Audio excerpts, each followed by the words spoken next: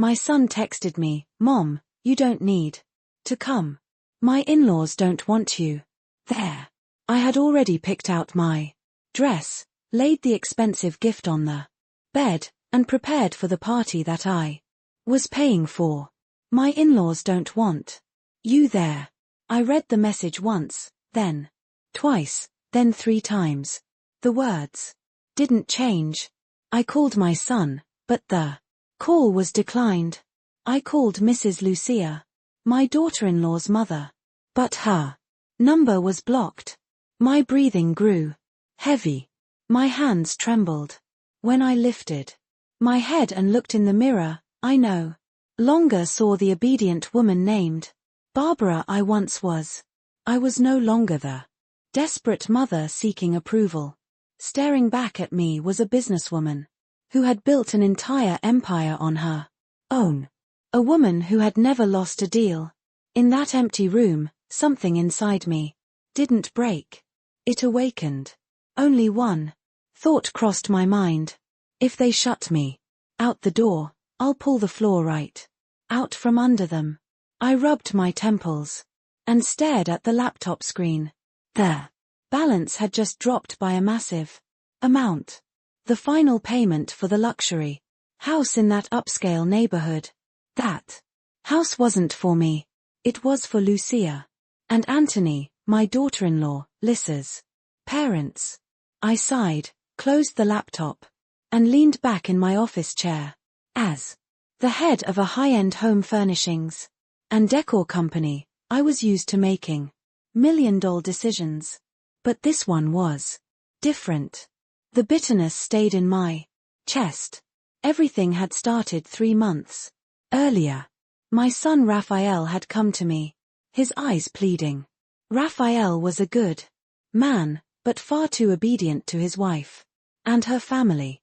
That evening, he sat beside me, held my hand, and began the same kind of plea I'd heard too many times. "Mom, Lissa's parents are getting older. Their biggest dream is to have a home worthy of them in their final years."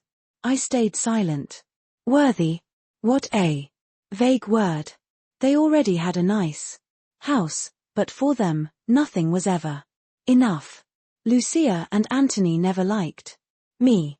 To them, I was just a lucky woman who happened to succeed in business. My success made them jealous, not proud. Lissa was even worse. She thought I should hand over all my assets for Raphael and her family to manage.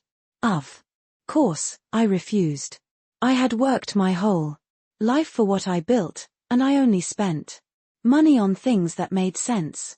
But Raphael was my weakness. "Which house, sweetheart?" I asked. "The one in Maple Ridge Estates, Mom." Lissa's parents already looked at it. "The air there is so fresh," he said, avoiding my eyes. My throat tightened.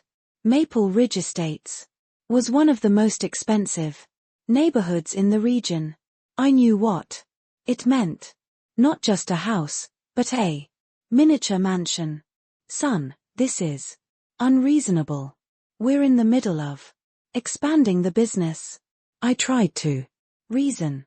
"Mom, just this once for Lissa's parents. After this, they won't ask for anything else. I just feel ashamed I can't make them happy," Raphael said, guilt heavy in his voice. And like every time before, my heart softened. I loved my son and always hoped my sacrifices would make Lissa's family finally accept me. And so, the house buying process began. I handled everything myself, negotiated with the real estate firm, signed the mortgage, and made the down payment with my own savings. Raphael, Lissa, and her parents only showed up to sign papers, take pictures, and pick wall colors. I felt like a walking wallet. Every time we met, they never asked how I was. Only, "How's the house coming along? When will it be done? Why is it taking so long?" And Lissa would always add in her sharp tone, Mrs. Barbara, I heard. Housewarming parties are expensive. Can you handle that? Don't embarrass us in front of our guests. I bit my lip. The housewarming party, that's all they cared about. The next day would be the big event, the grand unveiling of their new home. Ironically, the person who paid for every single thing wasn't included in any of the preparations. They just sent me invoices, luxury, catering, imported flowers, custom invitations for Lissa's elite friends. My job was to wire the money. That evening, I went back to the penthouse condo where Raphael had grown up.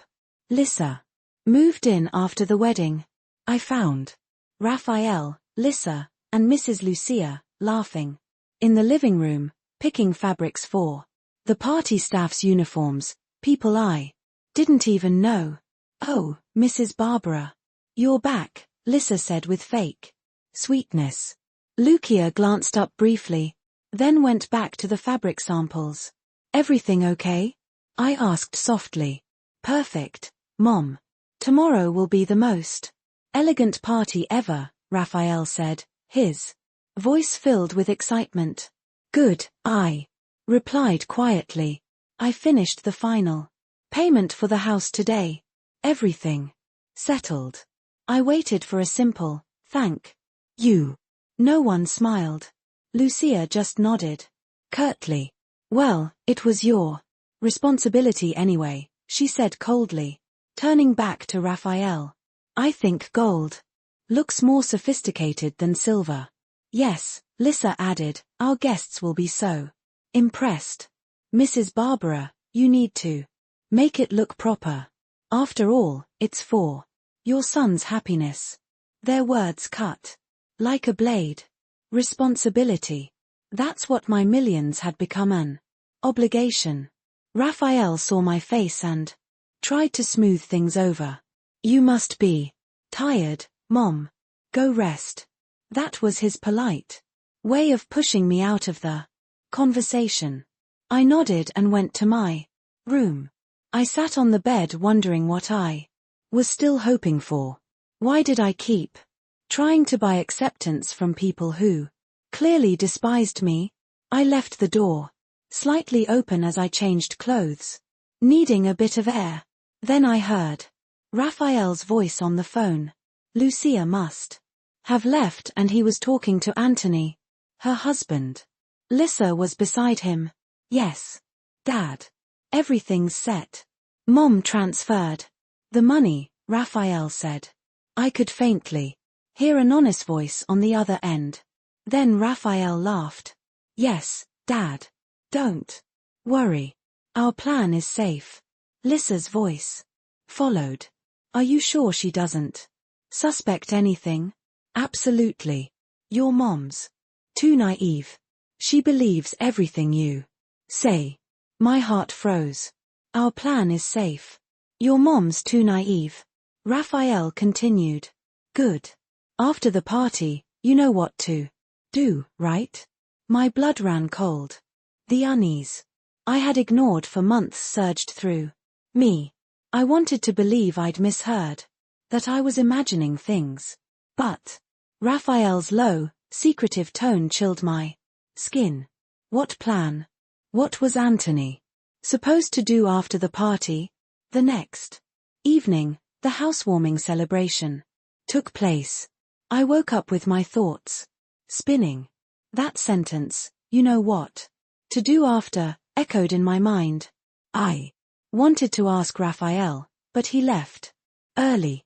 Mom, I need to help my in-laws with preparations. You focus on the store, he said as he slipped on his shoes. Let me come. I can help check the food or something, I offered. Raphael hesitated. No, Mom. It's too crowded. You'll just get tired. You're the guest of honor. Just dress up and come tonight, he said, kissing my forehead before leaving. Guest of honor. I almost laughed. What kind of guest of honor knows nothing about the event she's funding. I couldn't focus at the store that day. I stared at the outfit hanging in my office, the silk scarf that matched it perfectly. I wanted to look presentable, not to impress them, but so my son could be proud of me. I had even prepared a special gift, a handcrafted calligraphy piece by a renowned artist framed in carved wood. It had taken 3 months to commission. That afternoon, I went home early to get ready. On the way, I called Raphael. Sweetheart, what time? Are you picking me up? Or should I go on my own? Does my dress match yours? The phone rang, but no answer. I sent a text. It showed delivered. Maybe he was busy. I tried to stay positive. Then I called Lissa's parents to ask if they needed help. The call was declined. My chest tightened. Why would they refuse? I tried again. This time it went straight to voicemail. Blocked. No. Maybe they pressed the wrong button. They're older, I told myself. Even though I knew the truth deep down. Sitting at my vanity, the soft makeup couldn't hide my exhaustion. My hands shook. A dark feeling filled the room. I called Raphael again. Voicemail just like before. I looked in the mirror. The woman staring back was beautiful, successful, and desperate. She was begging for the attention of people who never truly wanted her around. I had funded the luxury lives of people who wouldn't even pick up my call. Raphael's voice from last night echoed in my head. You know what to do after the party. Was that an honest task? And Raphael's was my son's task to erase me from his life. Once he had drained everything I'd saved. Once the house was paid off. A chill ran down my spine. No, Raphael loved me. At least he used to. That night, as the party began, I sat alone in my room. The elegant dress still hung in the closet. The expensive gift still on the bed.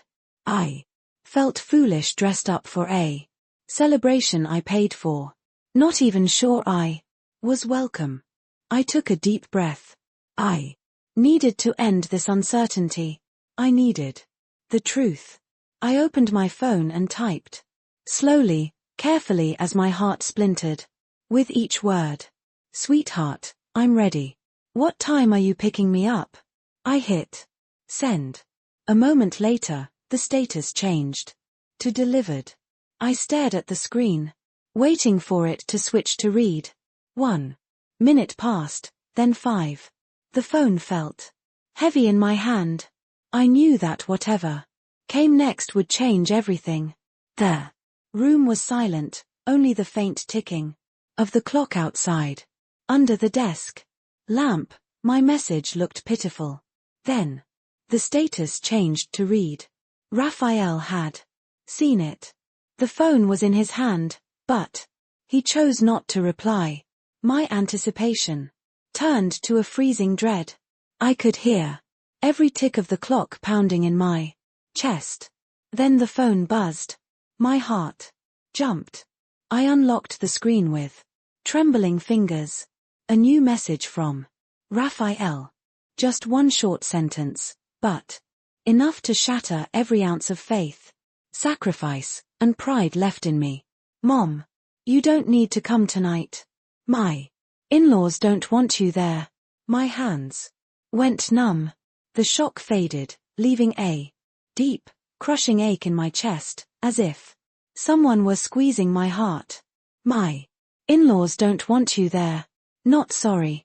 The party's postponed. Not sorry. They're sick. Just rejection. Cold. Deliberate, and cruel. And my own son was the one who sent it. He wasn't just the messenger. He was part of it. Every piece of the puzzle clicked into place. The call last night. The secretive tone. You know what to do after the party.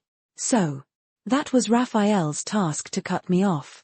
cleanly once the money was gone. The house was paid, the party funded. I had outlived my usefulness. I was nothing more than an expired ATM. Memories flooded in. The time I cancelled a business trip to Paris to care for Lucia and Anthony when they were sick, only for them to brag to neighbors that their daughter's mother-in-law, a successful businesswoman, could be treated like hired help. The time I bailed out Raphael's failing boutique, using the company's emergency fund to cover his debts, while none of them, not even Lissa, said thank you. Lissa only complained, Mrs. Barbara, why didn't you invest sooner? If you had, Raphael would have turned a profit. And all the cruel comments they'd thrown at me, calling me too focused on work, saying I wasn't feminine, even blaming me for their lack of children. The truth was, I had told Raphael to wait until he was financially stable for everyone's sake. And through it all, I swallowed it, every insult, every humiliation, because I loved my son. I once thought Raphael was simply caught between his mother and his wife. But that text message proved otherwise. He wasn't trapped. He had made his choice. And the one cut out was me. Tears burned my eyes hot and bitter with humiliation. I wanted to scream, to throw everything, to cry until nothing was left. But when I looked in the mirror, the tears stopped. Something else rose inside me. Cold, sharp, and steady, like ice melting slowly in my veins. The pain remained, but it had transformed into power. I was no longer the weak woman who cried over her fate. I was Barbara, the woman who built a company from nothing, who negotiated with the toughest clients, who never feared big decisions. And tonight, I would make the hardest yet simplest decision of my life. I was no longer a victim. I was an investor who had just discovered her investment had gone rotten. And what does a smart investor do when she realizes her investment is rotten? She cuts her losses decisively, without hesitation. I picked up the phone that had slipped onto my lap and opened Raphael's message again. Mom, you don't need to come tonight. My in-laws don't want you there. I read it one more time, not with pain, but with a cold, ironic smile. Staring at my reflection, I whispered to myself, all right, you brought this on yourselves. I texted back just one short line. All right, son. I knew Raphael would read it, sigh in relief, and think I had surrendered. As usual, he'd go back to the party, feeling victorious. I set my personal phone down on the vanity. I wouldn't need it anymore tonight. Then I stood up, walking slowly but firmly toward my desk in the corner, leaving the dress and the gift behind. I sat down, opened a drawer, and took out another phone, my work phone, black, sturdy, filled with contacts of people with power. The screen lit up with a photo of me smiling confidently. That was the real Barbara, the CEO, the woman in control. I took a deep breath. I knew that within the next hour I would burn some bridges, but I would rebuild my palace from their ashes. I tapped the first contact in my list, Mr. Martin, my senior financial advisor at the bank, who had managed my accounts for 5 years. Good evening, Mrs. Barbara. What a surprise to hear from you after hours, his calm voice answered. Good evening, Mr. Martin. I'm sorry to disturb you, but I have several urgent requests that must be handled tonight. My voice didn't shake. It carried the clear tone of command. Of course, Mrs. Barbara, I'm ready. How can I assist you? I want you to immediately cancel all automatic payments and Recurring transfers from my account to any accounts related to the house. Purchase at Maple Ridge Estate Service. Fees, utilities, anything. Yes, I'll process that right away. Good. And one more thing more important, I continued. The final payment today, $1,200,000, was transferred to the construction company's account. I want to know whose name is on the purchase contract.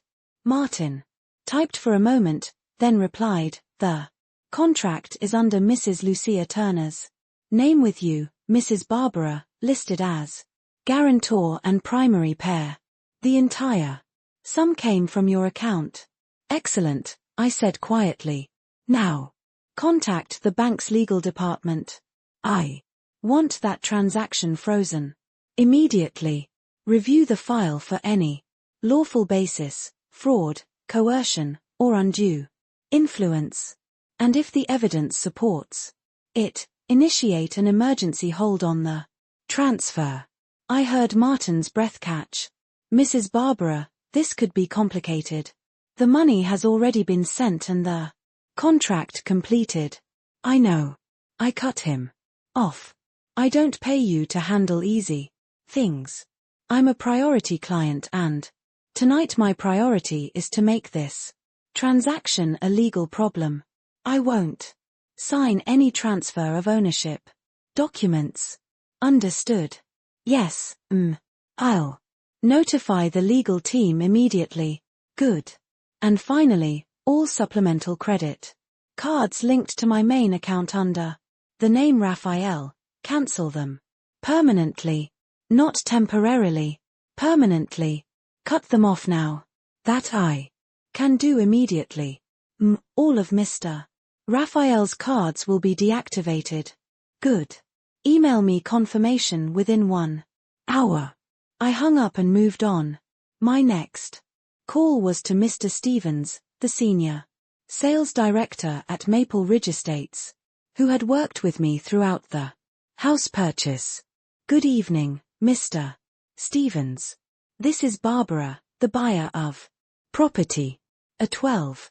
Oh, Mrs. Barbara, good evening. I hope the housewarming party's going well, he said cheerfully. I let out a short, dry laugh. The party?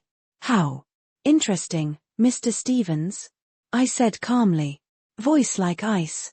I'm the guarantor and primary pair for property A12. Correct. Yes, Mrs. Barbara. The entire payment came from your account, he confirmed. I spoke slowly, emphasizing each word. I've just discovered that my son and his in-laws deceived me. They colluded to take that house. His tone shifted sharply. I'm sorry. What did you say? I didn't give him time to react. I have no time to explain, but as the legal pair, I never consented to the transfer. I am officially withdrawing my approval and will be filing a claim to dispute ownership. Today's transfer was made under coercion. I added a hint of dramatization for effect.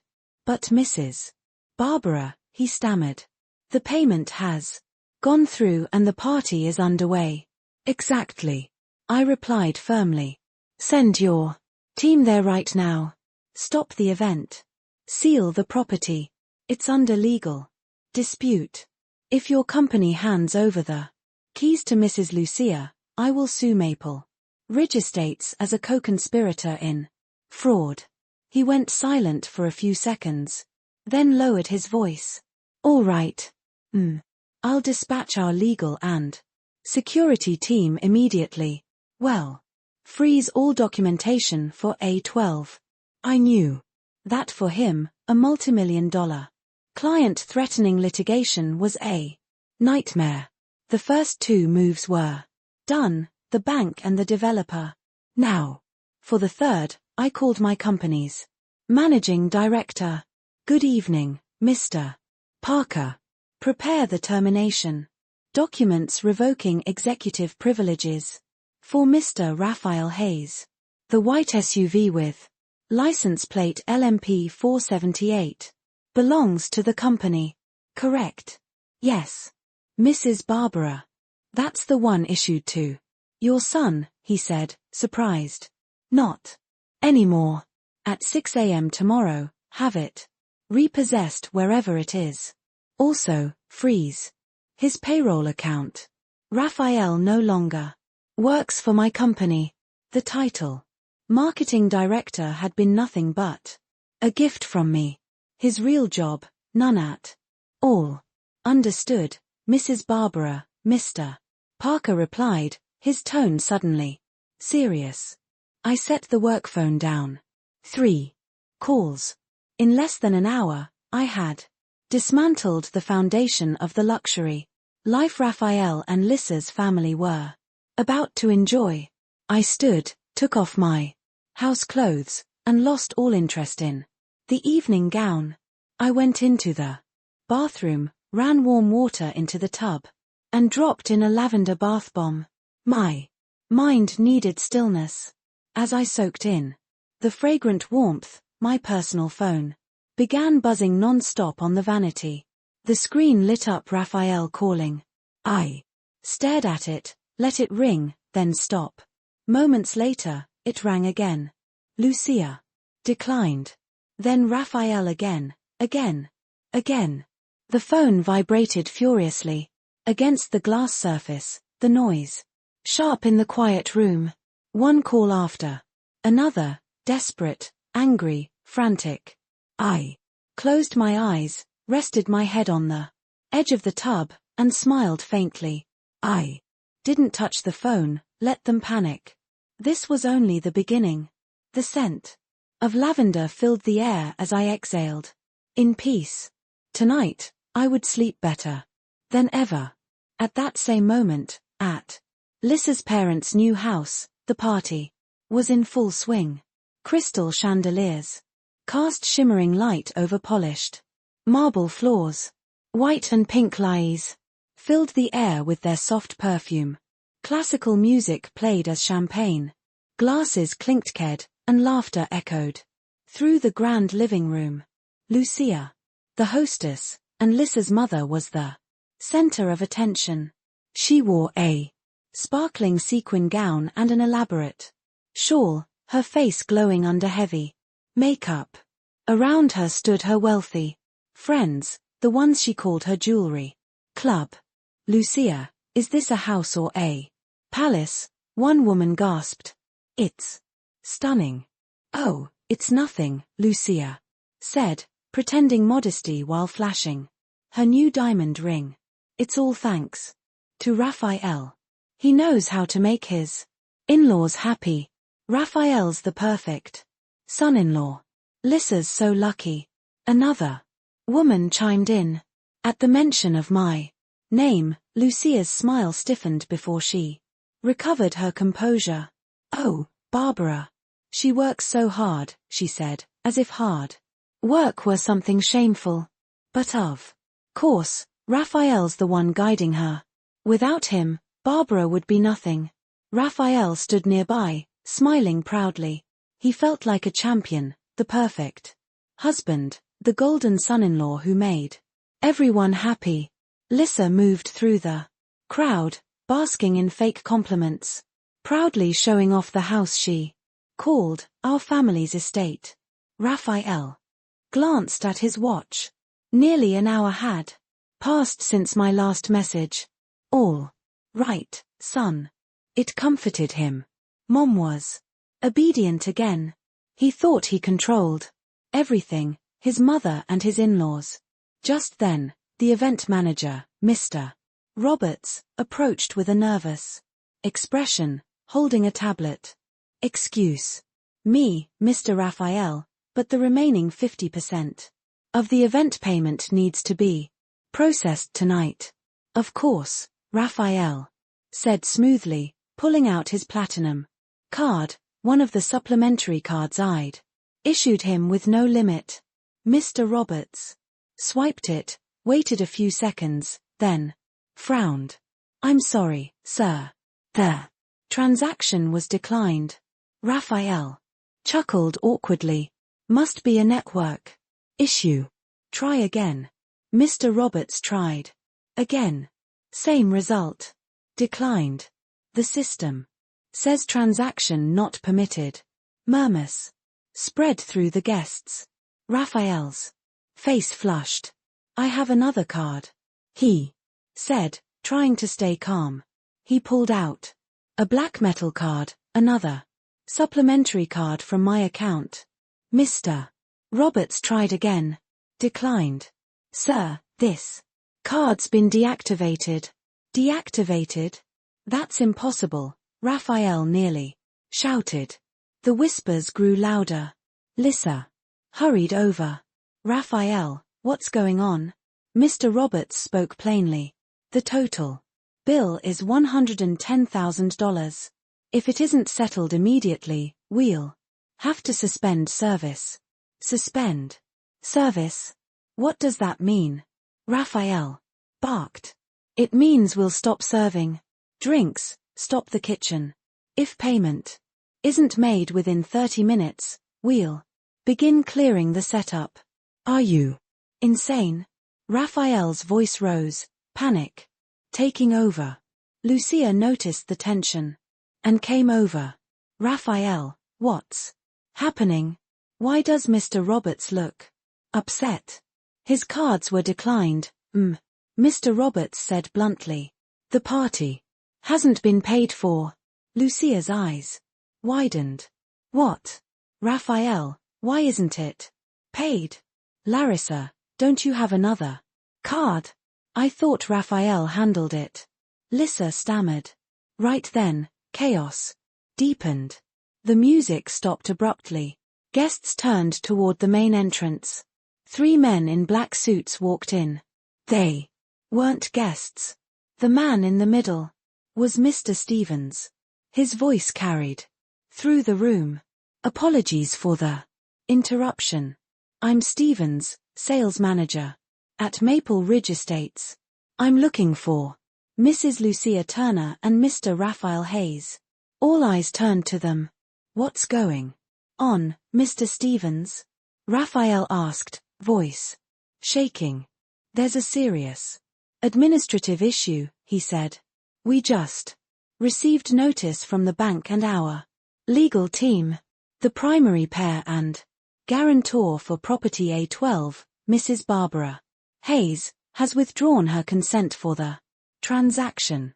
This house is now under legal dispute. Today's payment has been frozen by the bank. The room fell silent. Lissa clutched her husband's arm, trembling. Raphael, what did your mother do? Lucia went pale as death. A dispute? That can't be. What are we supposed to do? This party is over, Stevens said firmly. By regulation, all guests must leave immediately. Their property will be sealed until the case is resolved. Chaos erupted. Elegant guests scattered, whispering, scoffing.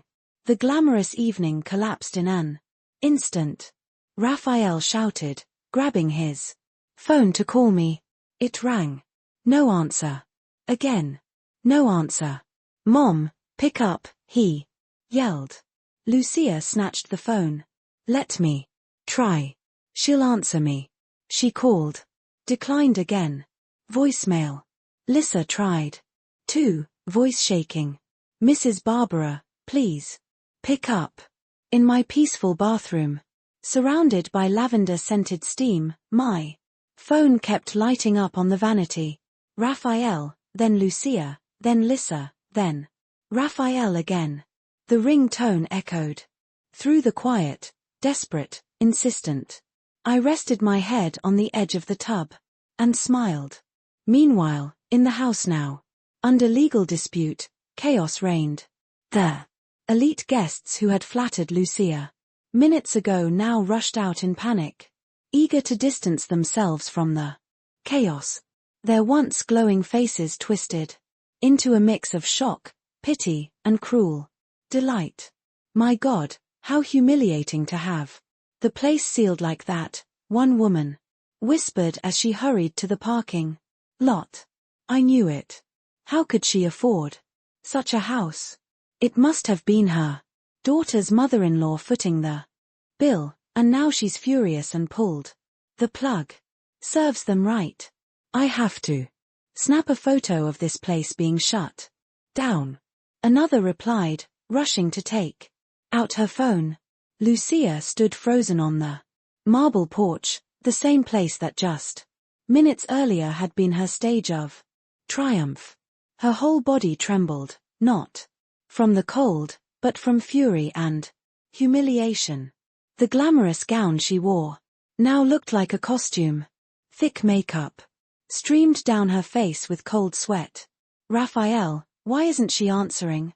Lucia screamed, her voice sharp and panicked. This is all your fault. Why did you send that text? Why did you tell her not to come?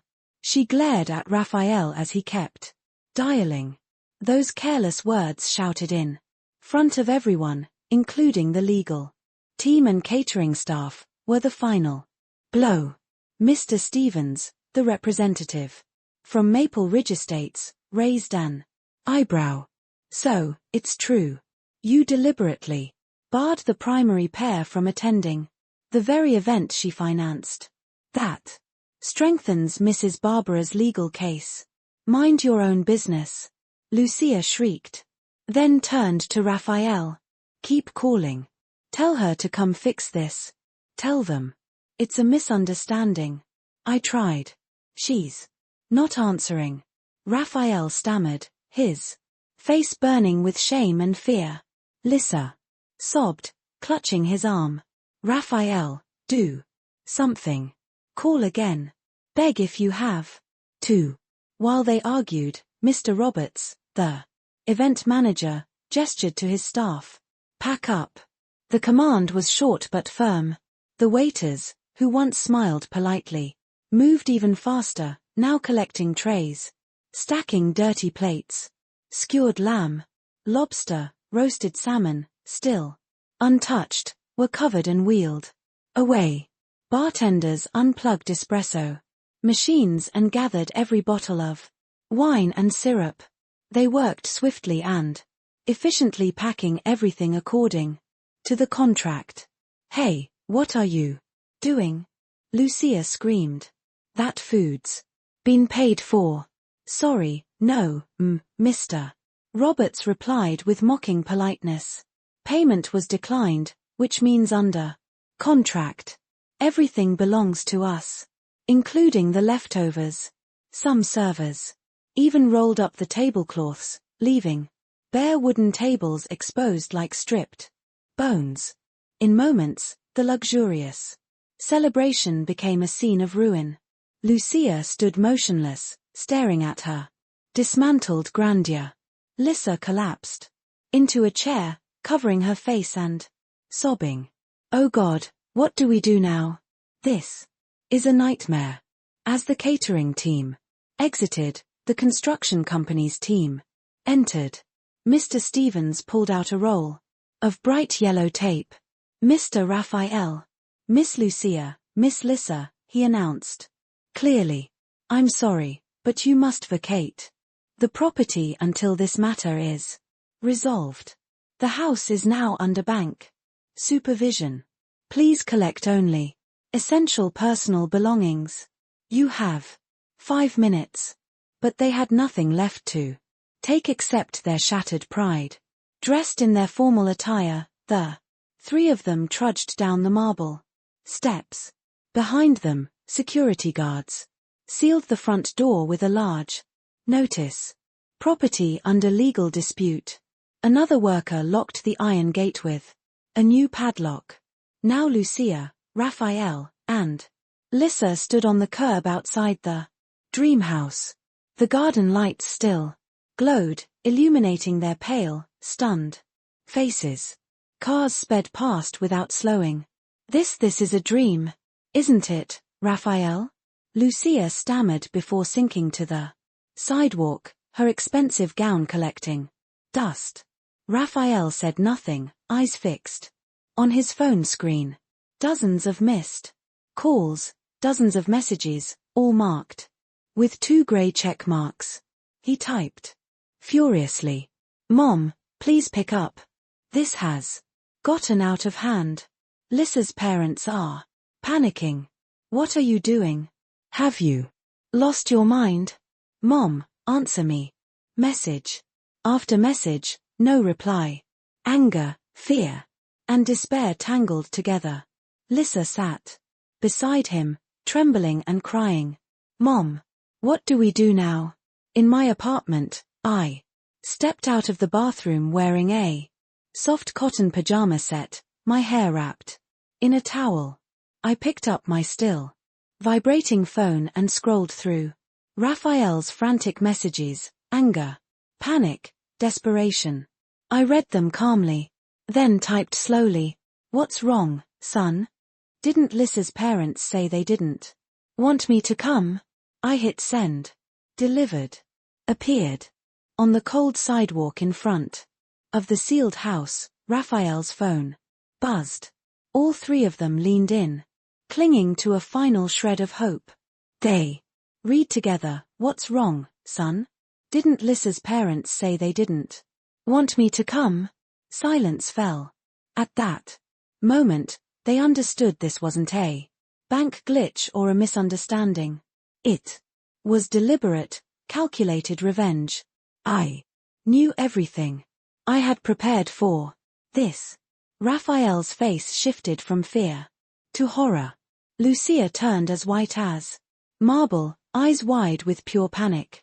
Lissa wept uncontrollably, clinging to her husband. They had awakened a sleeping dragon. The once lively street outside Maple Ridge Estates was now cold and empty, the opposite of its earlier splendor. Lucia, Raphael, and Lissa stood by the gate looking like beggars, dressed in designer clothes. They tried calling for a cab, but cars passed without stopping. After half an hour of humiliation, a ride-share finally pulled up. The ride was silent. Raphael sat in the front, typing desperate messages. Lucia and Lissa sat in the back, faces pale as chalk. Lissa sobbed quietly, pressing her forehead against the window, her elegant gown clinging to her sweat-dampened skin. The driver glanced at them in the mirror but said nothing. Where to? He asked softly as the car left the neighborhood. Raphael didn't answer. He had no idea where to go to. Lucia's old rundown house in the suburbs or to my apartment. To Pearl Residences, Lucia croaked. We have to see her. She has to stop this. Raphael nodded, still thinking I'd soften, that I'd forgive him. Lissa wiped her tears. Let me talk to her, she whispered. She's still my mother-in-law. She won't be cruel. When they arrived at the building, Raphael swiped his access card. Red light, he tried again. Still red. No way, he muttered. What now? Lucia snapped. My card's been deactivated. A security guard approached. Sorry, Mr. Raphael. Your access has been revoked at the request of the apartment owner. The owner? She's my mother. Raphael barked. Sorry, sir. Rules are rules. We have to call Mrs. Barbara for permission before allowing you and the ladies upstairs. Lucia's face flushed red with humiliation. Evicted from the new house, now needing permission to enter what she once considered her son-in-law's home, Lissa gripped Raphael's hand, trembling. This can't be happening. The guard pressed the intercom button. Good evening, Mrs. Barbara. This is security. Mr. Raphael, Mrs. Lissa, and Mrs. Lucia are in the lobby. Do you want to let them up? Silence followed. Raphael held his breath. If I said no, it would all end right there. I inhaled slowly, then replied through the speaker, calm and clear. Let them up. I'm waiting. Raphael exhaled in relief. See, she's waiting. For us. He pulled his wife and mother-in-law into the elevator. They adjusted their clothes, wiped their faces, ready for confrontation. When the elevator doors opened on the penthouse floor, Raphael saw my door slightly ajar. He pushed it open, shouting, "Mom, what is going on?" I sat calmly on the sofa, dressed in soft cotton pajamas, my hair still wrapped in a towel. A steaming cup of ginger tea sat on the table before me. I felt peaceful, at ease, as if I had just finished a spa session in my own home. The contrast between us was stark. I was composed and clean, while Raphael, Lissa, and Lucia looked disheveled, exhausted, faces twisted with anger. "Sit down," I said quietly, my voice steady as still water. "Sit down," Lucia shouted, stepping forward. "After what you've done, you dare order us around? Do you even realize what you've done?" Lissa moved closer, tears streaming down her face. "Mrs. Barbara, please. This must be a misunderstanding. You can't treat us like this. Mom, I don't know what game you're playing, but you've gone too far," Raphael said, voice trembling between anger and fear. "You humiliated us in front of everyone. You can lend my credit cards. You had my in-laws' house sealed. Have you lost your mind?" I looked straight into my son's eyes, searching for any trace of the boy I once loved. But there was nothing, only fear and selfishness. "Lost my mind." I finally spoke, my tone low but cutting. "Then tell me, son, who's really insane? Me, the mother who worked herself to the bone to pay for your dream house, or you, the ones living off my money while mocking me behind my back?" Raphael stayed silent. "You say I humiliated you?" I let out a faint laugh. "Weren't Lissa's parents the ones who said they didn't want me there? I only followed their wishes. I didn't show up. I simply took back what was mine." "What's yours?" Lucia shouted.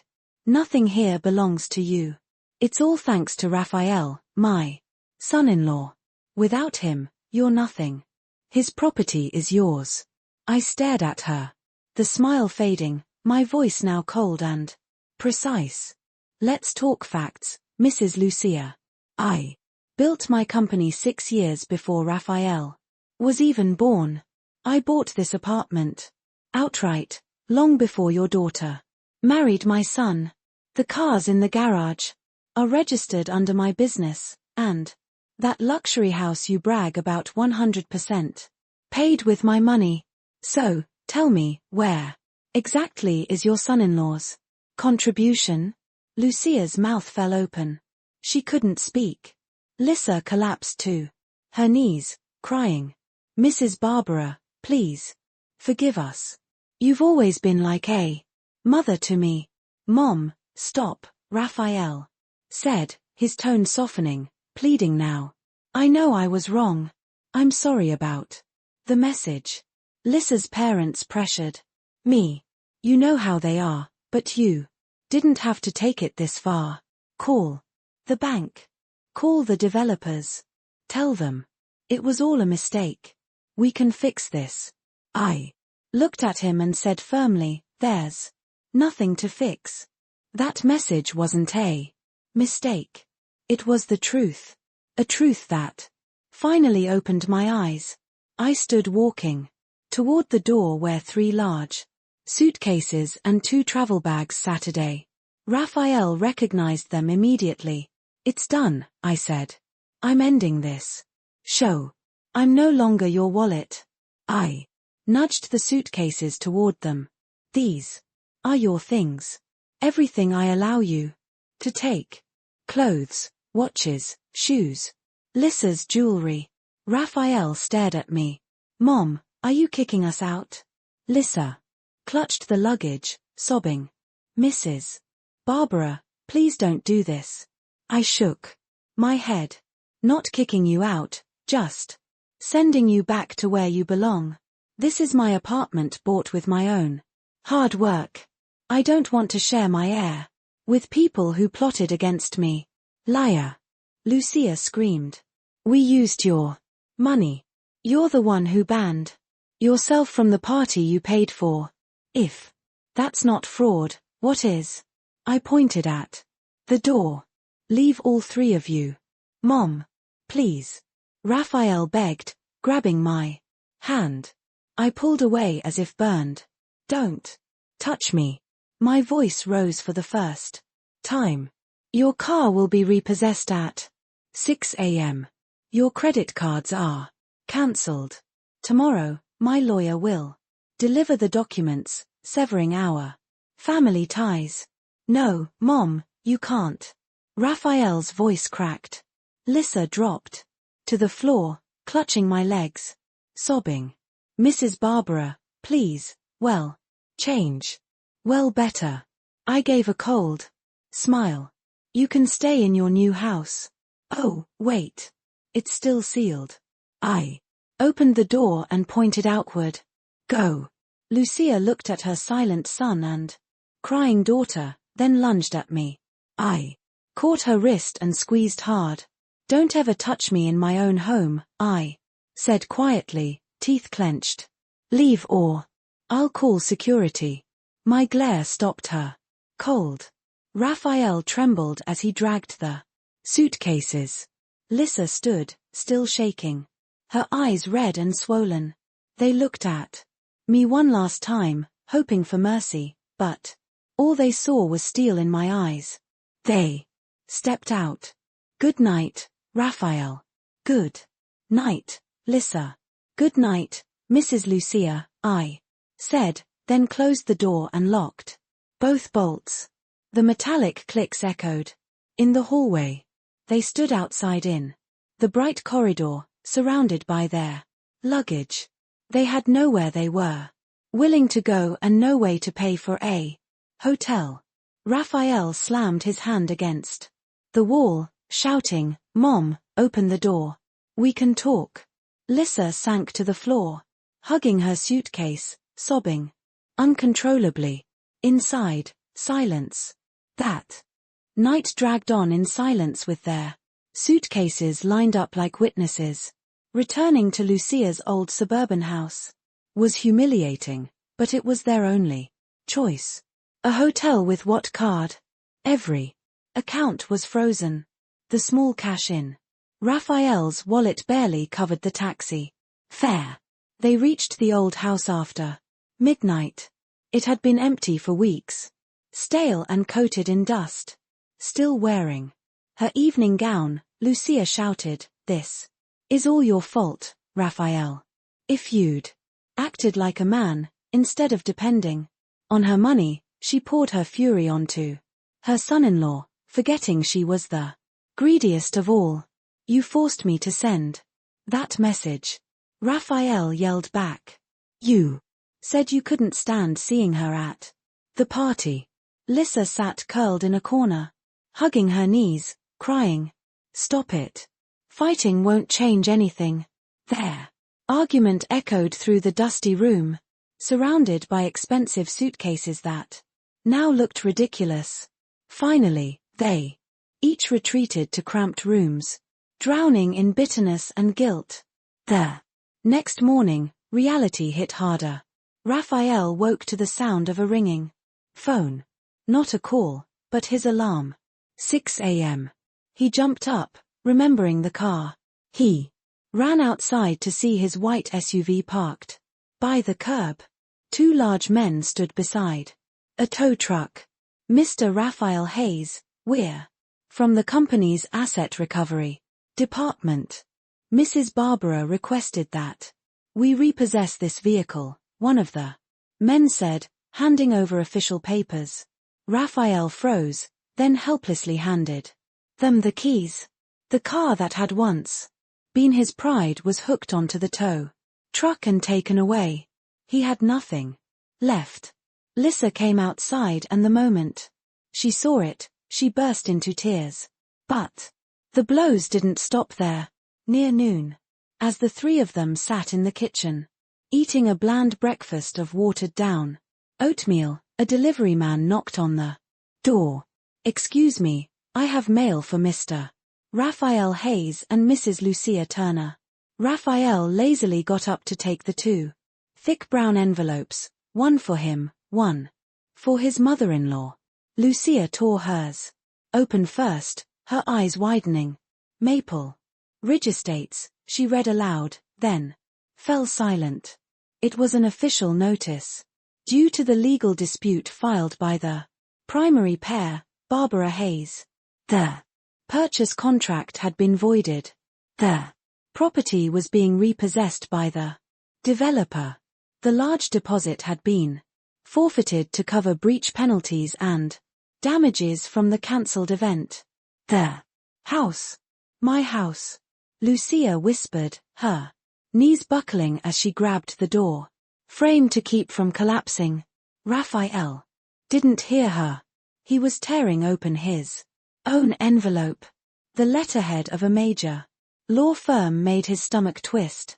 The bold title read, "Notice of Family Severance and Revocation of Inheritance Rights."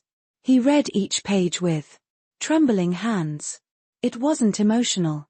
It was a full legal document complete with a demand for restitution of all unjust enrichment. My lawyer and I had prepared it carefully. It detailed my termination of all financial support to my son for acts of disrespect, deceit, and financial exploitation.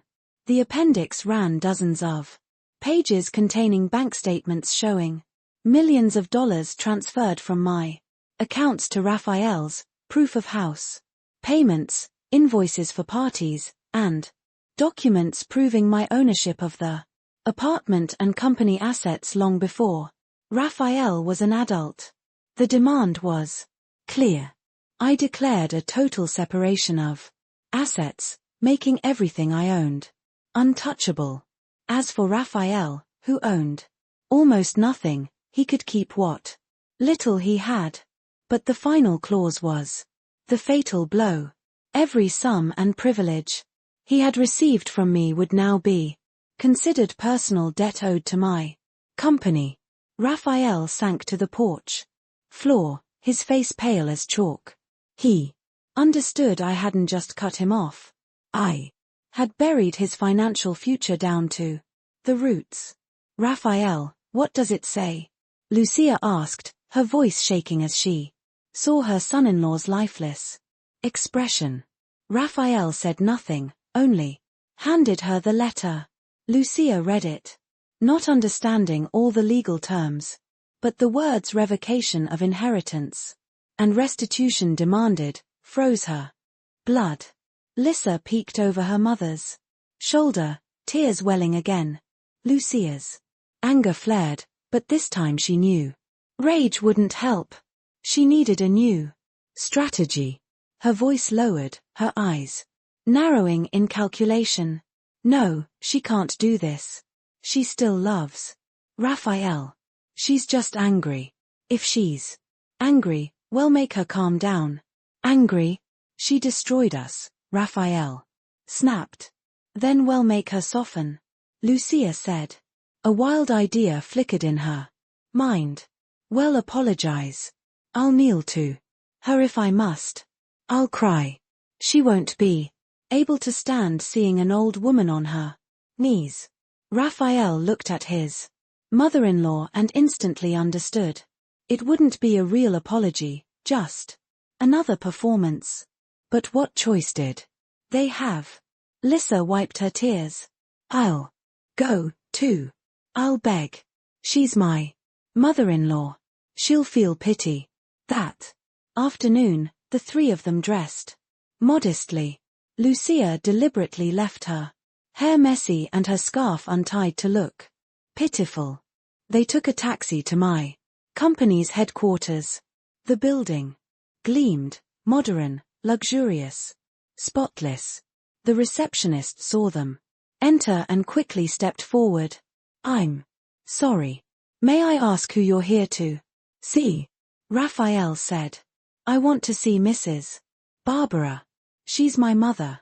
The young woman typed quickly, then replied firmly, "I'm sorry, but the name's Mr. Raphael Hayes, Mrs. Lissa Hayes and Mrs. Lucia Turner are on the restricted list. You are not permitted entry." "What?" Raphael slammed his hand on the counter. At that moment, the elevator doors opened. I stepped out with two of my executives wearing a navy blazer, my expression calm and sharp as if nothing had happened. I was chatting with my COO, smiling lightly.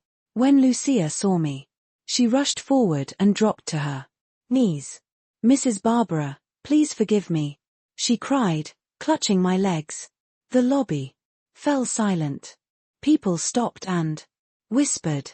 "I was wrong. I regret everything. Please don't abandon Raphael and Lissa. They've suffered enough. Look at us. Please have mercy." Lissa followed suit, kneeling beside her, tears streaming down her cheeks. "Mrs. Barbara, please. I'll be a better daughter-in-law. Just give us one more chance." Raphael stood behind them, feigning anguish, trying to look pitiful. I stopped. My smile vanished. Looking down at the three, kneeling before me, I felt no pity, only disgust. I exhaled. Then turned to my director. "Mr. Paul, call security. Mrs. Barbara, I'm Lissa's mother. You know me." Lucia cried louder. I looked her straight in the eyes. "I know you. That's exactly why I know what kind of person you are. Do you have no heart?" Lucia shouted, reaching for me. I stepped back. "Don't touch me. My mother taught me about dignity and honesty. You only understand money." Two security guards approached immediately. I spoke calmly, my tone professional again. "Please escort these three individuals out of the building and ensure they're permanently barred from entry." "Yes, Mrs. Barbara." As the guards grabbed her arms, Lucia screamed, "You'll pay for this. You'll end up alone." Her face twisted with rage, her performance breaking into hysteria. She kicked and cursed while Lissa wept as she was dragged away. Raphael just lowered his head in shame. He looked at me one last time, but I didn't respond. I adjusted my blazer and turned back to my colleague, continuing our conversation as if nothing had happened. As Lucia was pulled through the glass doors, she yelled her final curse. "You'll regret this, Barbara. You'll die alone." The door closed, and her voice vanished. Inside the elevator, I smiled faintly. I was long past regret. This was freedom. The months that followed were hell for Raphael, Lissa, and her family. After being publicly thrown out of my company, they returned to the cramped suburban house they had once scorned while chasing wealth. Now it felt like a suffocating cage. News of the failed party, the seized mansion, and their public humiliation in my lobby spread across the city. The same high society friends who once praised Lucia now mocked her. "Lucia? Oh, you mean the lawsuit lady? Heard she's living in a dump now. Serves her right. Acting rich with her mother-in-law's money. For someone who thrived on admiration, Lucia's collapse was total. She locked herself in her room, refusing to eat or face the neighbors. Shame and stress ruined her health. Her blood pressure spiked. Her diabetes worsened. The once glittering woman now lay frail in bed, wrapped in a faded nightgown, moaning in self-pity. Raphael tried to survive. His small savings money I had once given him ran out quickly. He had to find work, but What could he do? The title marketing director at my company had always been an empty gesture. He had no real skills. He applied everywhere, patting his resume with fake accomplishments. A few companies called him for interviews, but each ended in disaster. One HR manager asked, "You claim to have increased export sales by 200%. What strategy did you use?" Raphael stammered. Hard work and tracking trends." "Which trends?" "Online, internet trends." The recruiter smiled politely and closed the folder. "We'll be in touch." Which meant never. After dozens of rejections, Raphael grew desperate. From director to manager, then supervisor, then staff, every attempt failed. Finally, he took whatever he could get. Driving for a ride-share company, renting a car each day at a steep cost. The life of luxury. Designer watches, fine dining, and imported suits was now just a memory. He spent hours in a smoke-scented car, waiting for fares, barely making enough for gas and groceries. Lisa also found work as a sales clerk in a mall clothing store. The pay was low, the hours long, and the customers rude. The woman who once expected to be served now had to serve others. The small house soon turned into a battlefield. Lucia, sick and irritable, lashed out. Raphael and Lisa, exhausted, argued constantly. "Raphael, where's the money? I'm out of medicine. Can't you even buy my pills?" Lucia complained. "Money, money, money. You think it's easy?" Raphael shouted, throwing his keys on the table. "I drive from morning to night and barely make enough for rice and eggs. You weren't like this when Barbara was around. You used to be a perfect son-in-law." Hearing my name made the vein in his neck twitch. "Enough, Lucia. This is your fault. If you hadn't been greedy, if you hadn't insulted her, we wouldn't be here. How dare you blame me? You're the useless one." Lisa tried to intervene, but ended up crying alone in her room. Her glamorous dream had crumbled into daily shouting and misery. To survive, they started selling whatever was left. Furniture, fake jewelry, even Lisa's evening gown. One by one, their possessions disappeared. As for me, I simply reclaimed what was mine. Everything belonged to me, so Raphael left my life empty-handed with only a few suitcases and a mountain of debt. Debts my lawyers were now actively collecting. One afternoon, after a long day of driving for small change, Raphael pulled the rental car to the side of the road. Exhausted and hungry, he opened his phone, scrolling to escape reality. Then he saw a headline from a major business network. A video interview appeared and there I was. I wore a sleek business outfit, a silk scarf elegantly tied around my neck. I was being interviewed on a prestigious business program. "Congratulations, Mrs. Barbara," the host said. "We've heard your company just signed the year's largest export deal with a luxury design house in Milan." On screen, I smiled calmly, radiating confidence. "Thank you. This success belongs to the entire team. We've just launched an eco-friendly, modular furniture line made from recycled materials, and the European market has responded incredibly well." The host continued, "You're seen as an inspiration, successful, and happy. What's your secret, especially after such difficult personal experiences?" I laughed softly. "Difference difficult? I don't see it that way. It was more like cleansing. Sometimes you have to clear out what no longer belongs in your life, so you can finally breathe again. My secret is simple. Focus on what you can control and let go of what has become a Burden. Raphael turned off the screen, his hands trembling. Take out the trash. Let go of the burden. He knew exactly whom I meant. Him and Lissa's family.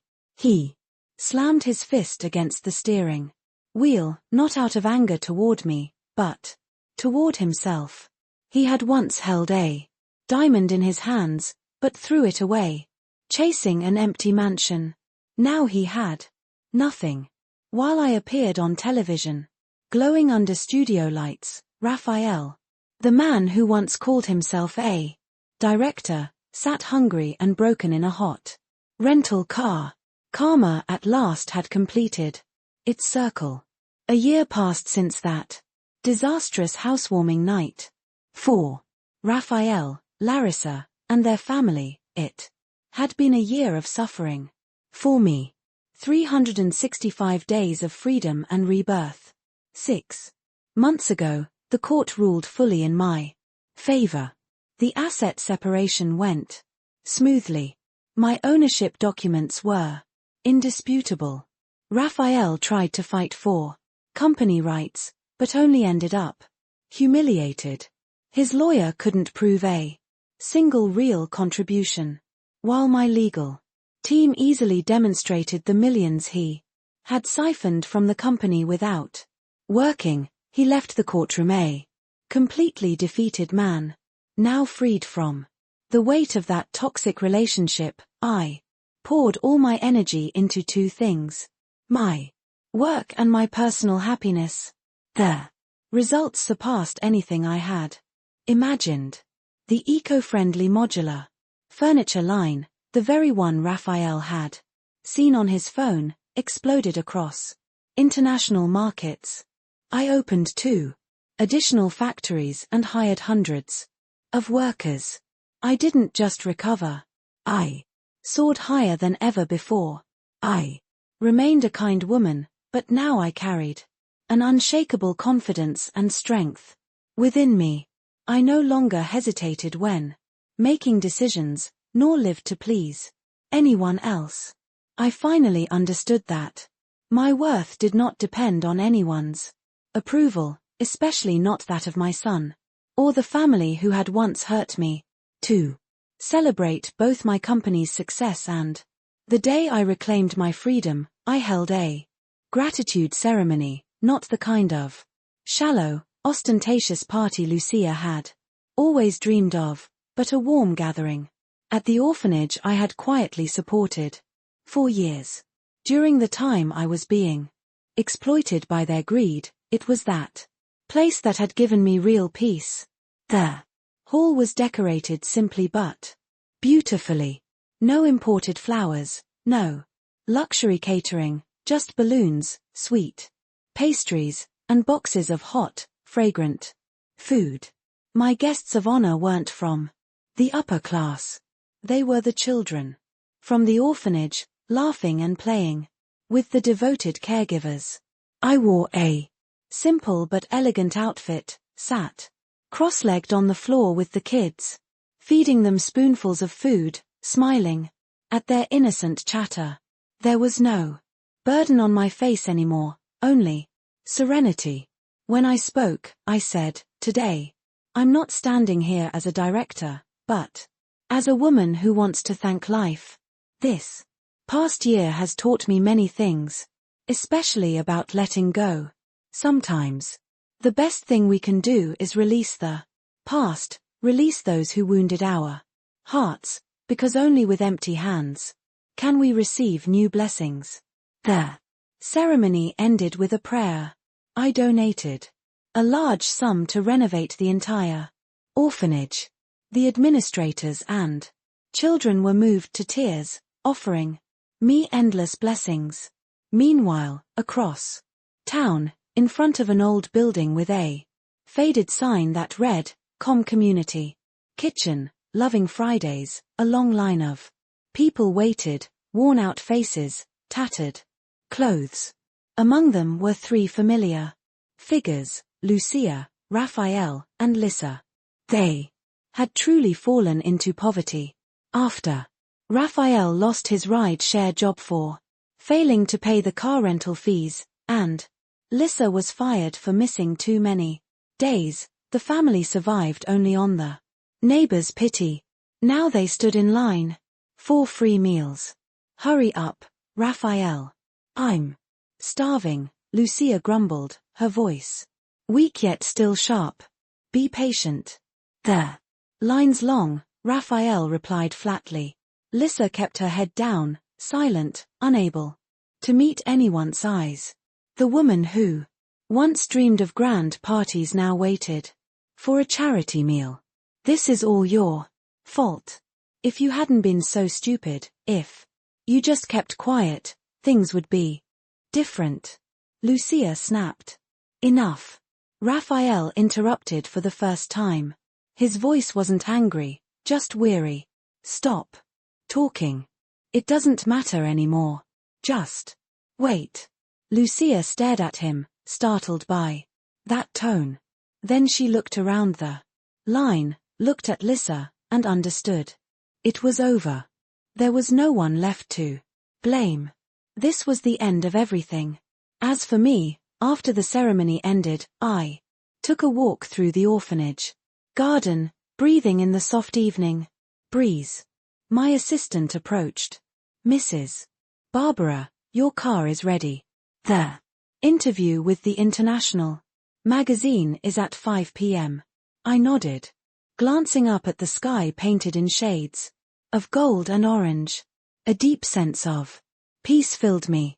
I had forgiven my son and his old family, not because they deserved it, but because I needed to release every trace of poison from the past. As I walked toward the car, I remembered how hard I had once fought to buy them a house only to be repaid with humiliation. I smiled softly. I once fought to buy them a house, I thought as I opened the door. But God gave me something far more precious, a palace no one can ever seal off. A palace called freedom. I sat down, adjusted my silk scarf, and drove away toward a future I had built with my own hands.